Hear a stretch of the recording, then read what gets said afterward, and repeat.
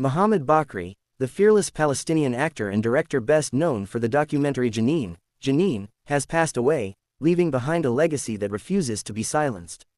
His departure marks the end of a life lived at the intersection of art, resistance, and unflinching truth. Bakri was more than a filmmaker, he was a witness. Through his work, he carried the voices of the unheard into spaces that often tried to shut them out. Born into a Palestinian family inside historic Palestine, Bakri grew up surrounded by stories shaped by displacement, memory, and survival. Those early experiences would later define his artistic path. He entered the world of acting first, earning acclaim on stage and screen across the Arab world and in Israel. Yet fame never softened his political conscience. Instead, it sharpened it. Bakri believed art was meaningless if it did not confront injustice. That belief culminated in Jenin, a documentary that would change his life forever. The film focused on the testimonies of residents of the Jenin refugee camp after a devastating military assault. Rather than statistics or official statements, Bakri chose human voices. Mothers, fathers, children, and elders spoke directly to the camera. Their grief, anger, confusion, and pain were left unfiltered. This raw honesty made the film powerful. It also made it dangerous. Jenin was immediately met with controversy. Authorities banned it, accusing Bakri of defamation and one-sided storytelling. Legal battles followed him for years. Courtrooms became as familiar to him as film sets. Financial pressure mounted. Social and professional isolation intensified.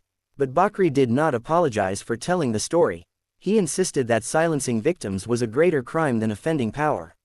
For him, cinema was a moral act. Despite the backlash, the film spread globally. It was screened in universities, underground theaters, and activist spaces.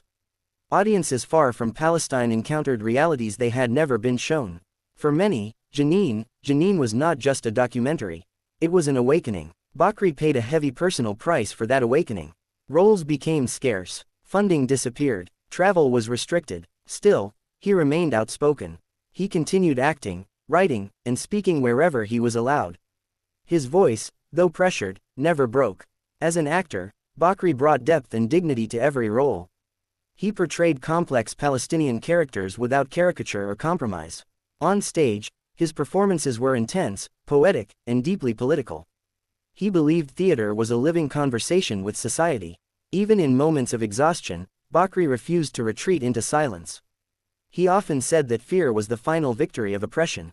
To remain visible was itself a form of resistance. Younger artists looked to him as a symbol of courage. Many credited him for giving them permission to speak freely. Bakri understood that legacy is not comfort. It is consequence. He accepted the consequences. In interviews, he spoke calmly about harassment and lawsuits. He framed them not as personal attacks, but as attacks on truth itself. This perspective gave him strength. It also gave meaning to his suffering. As news of his passing spread, tributes poured in from around the world. Artists, activists, and ordinary viewers shared memories of how his work affected them. Some remembered the first time they saw Jenin. Others remembered meeting him and being struck by his humility. Many spoke of his warmth behind the defiant public image. Bakri was known to laugh easily. He loved poetry, conversation, and long evenings of debate. He believed dialogue was essential, even when painful. Yet he never confused dialogue with surrender. His passing leaves a void in Palestinian cultural life. It is the loss of a storyteller who refused to sanitize reality. It is the loss of an artist who understood that memory is a battlefield. But his work remains. The images, voices, and testimonies he preserved cannot be erased. They continue to circulate, to disturb, to challenge. In that sense, Bakri has not been silenced. He has multiplied. Future generations will discover his films and ask why they were forbidden. They will ask why truth was feared. They will find answers in history. Mohammad Bakri lived as he created, boldly and honestly. He chose the difficult path when easier ones were available.